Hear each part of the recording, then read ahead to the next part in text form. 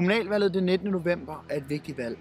Det er vigtigt, at vi som borgere og som et ungt menneske, som jeg er, tager stilling til, hvilke politikere, der skal repræsentere os i kommunalbestyrelser og i regionsråd. Mit navn er Andreas Møller. Jeg er 28 år gammel. Jeg brænder for politik. Jeg har hele mit liv arbejdet for at gøre en forskel og for at skabe en reel forandring for mennesker omkring mig. Andreas han er en god lærer, og han engagerer sig for de unge, og han brænder for politik, så derfor tjener han en plads i kommunalbestyrelsen. Andreas er god til at holde folks opmærksomhed og er god til at snakke med folk på alle niveauer.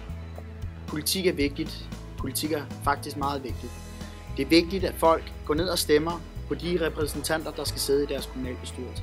Jeg synes, Andreas er ambitiøs og fagligt dygtig. Han er målrettet og dynamisk i sin undervisning og god til at få os alle sammen med. Andreas er flink, og han er en rigtig god lærer, og han er engageret i sine ting. Jeg håber derfor på jeres støtte og på jeres stemme den 19. november. Vi fortjener politikere, der kan, der vil, der har energien og modet til at skabe de forandringer, vi har brug for i vores kommune og i vores region.